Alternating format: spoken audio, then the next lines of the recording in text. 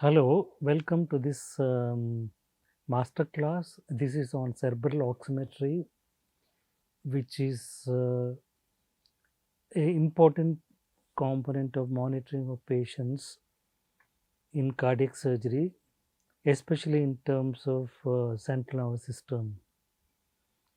Patients who undergo cardiac surgery are at risk of neurological insult, which may be classified into type 1 and type 2. Type 1 is a specific neurologic deficit, for example, paraplegia or hemiplegia, whereas type 2 is a subtle neuropsychiatric disturbance or behavioral disturbance which occurs. The incidence of type 1 is 1 to 2% after routine cardiac surgery, whereas the type 2 variety, that is where there is neuropsychiatric or behavioral disturbance, the incidence can be as much as 30 to 40%. Monitoring central nervous system is an important component of management of these patients, and with this in mind, cerebral oximetry has been developed, which is able to detect reduced blood supply or ischemia of the brain, frontal lobe of the brain, in patients under our care. Because human skull is translucent to infrared light, intracranial, intravascular, regional oxygen saturation may be measured non-invasively using transcranial near-infrared spectroscopy, otherwise called NIRS. NIRS. Cerebral oximetry uses sensors placed on the forehead which monitor the anterior arterial watershed region. The frontal cortex, anterior cerebral artery, and middle cerebral artery may be sampled bilaterally by the cerebral oximetry sensors located on the forehead above the eyes, as is picturized in the slide here. And the green areas represent the anterior cerebral artery territory. The pink ones represent the middle cerebral arteries territory, and the yellow one represents the posterior cerebral artery. The sensor is in between the distribution of the anterior cerebral artery and the middle cerebral artery. And the application of these sensors is shown in this picture on either side, the right and left side. The infrared light source contained in self-adhesive patches are affixed to the skin on the scalp in front of the head. These transmit photons through the skull into the cerebral tissue and they get reflected, and then the receiver sensor, which is placed in the pad, adhesive patch, um, um, receive the signals and it is processed to provide us the oxygen saturation of the cortex.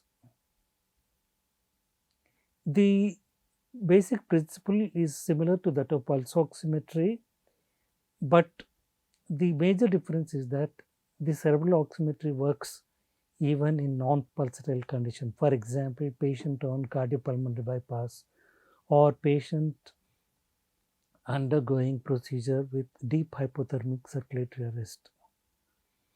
The sample which is uh, the oximetry is derived from a mixture of watery and venous blood in the cerebral cortex, and it is surmised that 70% is the venous blood and the remaining 30% is the arterial blood.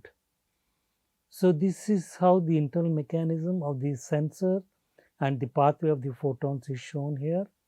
The light source which emits the infrared light can be laser technology or can be used, and it is reflected from the cerebral tissues and is detected by the sensors which are placed on the scalp.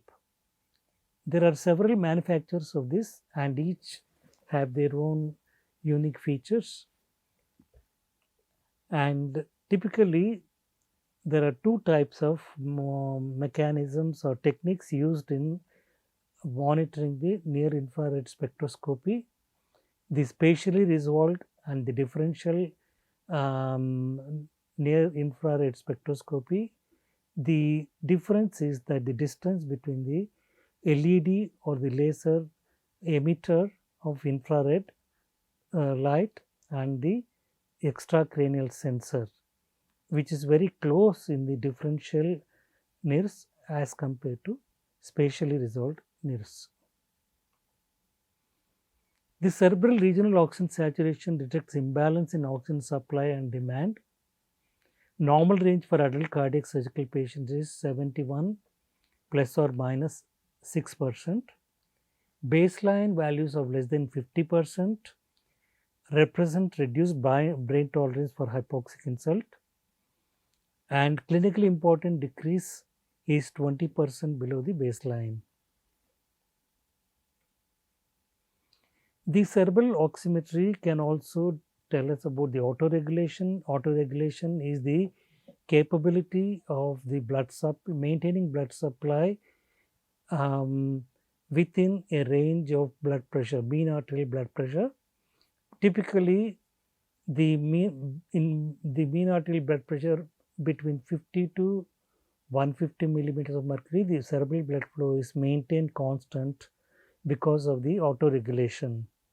But in patients who suffer from diabetes or patients who have carotid disease, this autoregulation may be impaired, as is shown here. The cerebral oximetry can be used as a monitor for autoregulation. The patient shown on the upper panel is a 58-year-old male patient undergoing CABG with no risk factors. So, the mean arterial pressure is on the horizontal axis and the regional oxygen saturation is on the vertical axis. The blood pressure, mean arterial blood pressure of 50 to 110, there is no change in the regional oxygen saturation of the brain, which means that the autoregulation is maintained between these blood pressure limits. Whereas in the second patient, who was a 47-year-old male undergoing CABG with a history of hypertension and carotid disease, this patient, once the mean arterial pressure came down below 70, there was a decrease in the regional cerebral oxygen saturation, indicating that the autoregulation could not be maintained below mean arterial pressure of 70. This may have an important impact in patients, especially elderly patients who have multiple comorbidities, especially severe diabetes mellitus or hypertensive disease. The usual limits of autoregulation may not be applicable in these patients. So, it is here that the regional cerebral oxygen saturation monitoring using cerebral oximetry may be of immense value. What are the strategies to deal with a patient who has oxygen desaturation using cerebral oximetry? If it is bilateral, the pathway is shown on the left side of the algorithm. The mean arterial blood pressure is maintained, and then if the mean arterial blood pressure is normal, systemic oxygen saturation is maintained. If systemic oxygen saturation is satisfactory, the carbon dioxide tension, the arterial blood pressure, arterial blood is maintained around 40 millimeters. Despite this, if the saturation is still low, hemoglobin has to be increased, and once the hemoglobin is greater than 10 grams, if the oxygen saturation continues to be low, one has to pay attention to the cardiac function, and then if necessary, if the patient look into the cerebral oxygen consumption and decrease it, and estimate the intracranial pressure, and then take measures to decrease the intracranial pressure. If it is unilateral, one has to look into the position of the head and position of the cannulae. The best use of the cerebral oximetry is in patients undergoing aortic arch surgery under deep hypothermic circulatory arrest and anterior gate surgery perfusion. In these patients, the right axillary artery or the subclavian artery is cannulated and oxygenated blood is supplied during circulatory arrest to the brain to be able to maintain the temperature as well as to maintain the oxygen supply and removal of the waste products of metabolism.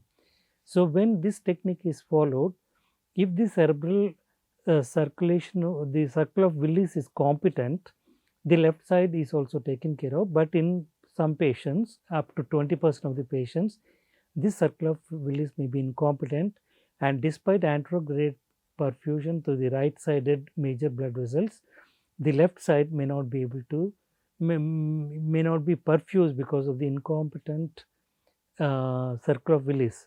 So, in such cases, the cerebral saturation on the left side will decrease, and this will indicate the use of a cannula to perfuse the left side of the brain using a cannula through the left common carotid artery.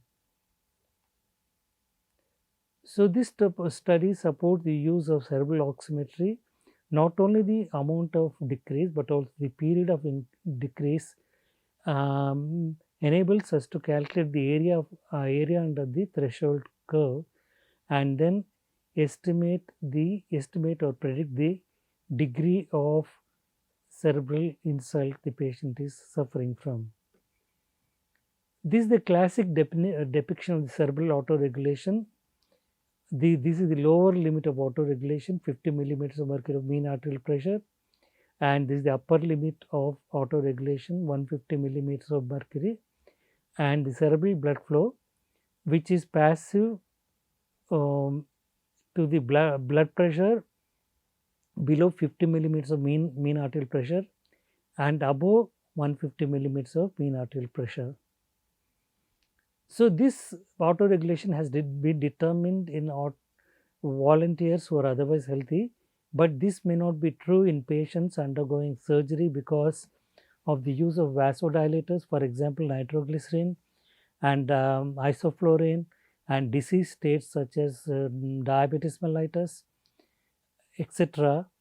And hence, this autoregulation curve, which depends upon the mean arterial pressure, may vary in a given patient at a given circumstance. So, in patients who received sevoflurane, sodium nitroprusside and nitroglycerin, the relationship between the oxygen saturation and the relative change in the mean arterial pressure varied, indicating that these drugs, sevoflurane, nitroprusside, nitroglycerin, have an influence on the autoregulation, and hence the usual limits of autoregulation text as described in textbooks may not be applicable in the theater settings for a given patient. So, the autoregulatory levels may be narrowed or shifted one way or the other depending upon the patient's pathological condition. This slide shows the NIRS-derived oxygen saturation of the brain on the vertical axis and the cerebral perfusion pressure, which is the difference between the mean arterial pressure and the central venous pressure, or the jugular or the intracranial pressure, which may be high, whichever is higher, and between the cerebral perfusion pressure of 30 and 50.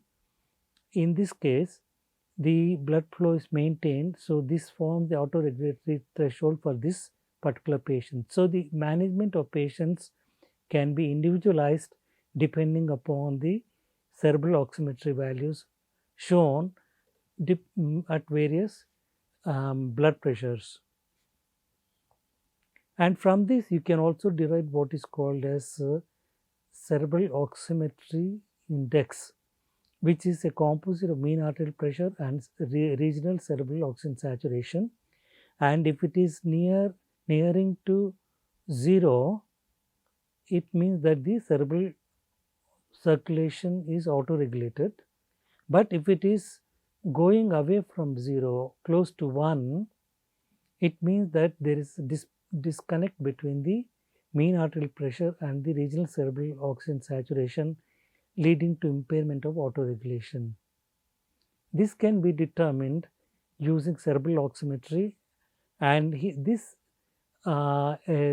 shows the picture of clinical autoregulation graph in a given patient under cardiopulmonary bypass. This is the mean arterial pressure shown, and this is the regional oxygen saturation in the left side, regional oxygen saturation on the right side, and the corresponding cerebral oximetry index on the left side and right side. And it is clear from this picture that between the pressures of 50 to 70 in this patient, the cerebral oximetry autoregulation is maintained, and hence in this patient this pressure limits for maintaining mean arterial pressure during bypass may be indicated. This study shows that a minimum oxygen saturation was correlated with NT-proBNP, high sensitivity troponin, hematocrit, GFR, Euroscore, and the left ventricular left ventricular ejection fraction. Patients who had desaturation less than 50% showed decreased survival at the end of 300 days. In patients undergoing carotid endarterectomy for carotid stenosis, any of the following methods are equally good: the transcranial Doppler, the NIRS, and the stump pressure measurement provide similar accuracy for detection of cerebral ischemia during carotid surgery. But transcranial Doppler monitoring was least practical of the investigating monitoring devices because of the access problems. In a randomized prospective study of 200 patients undergoing coronary artery bypass grafting, monitoring cerebral oxygen saturation avoided profound cerebral desaturation and was associated with significantly few incidents of major organ dysfunction. In patients undergoing deep hypothermic circulatory arrest, BIS monitor along with cerebral oximetry may add value in management of these patients. What are the applications of regional tissue oximetry? Regional tissue oximetry is useful in detecting pre-existing tissue oxygen imbalance, identification of new position-related perfusion asymmetry, documentation of cerebral oxygen, cerebral arterial carbon dioxide reactivity and autoregulation, determination of need for blood replacement, objective assessment of volume status, detection of perfusion cannula malposition, detection of malperfusion syndromes, optimization of normothermic and hypothermic acid-base management, and guidance of supplementary cerebral perfusion during systemic circulatory arrest. Currently, some of the modern monitors provide multiple data which may be of usefulness in management of these patients. Thank you very much.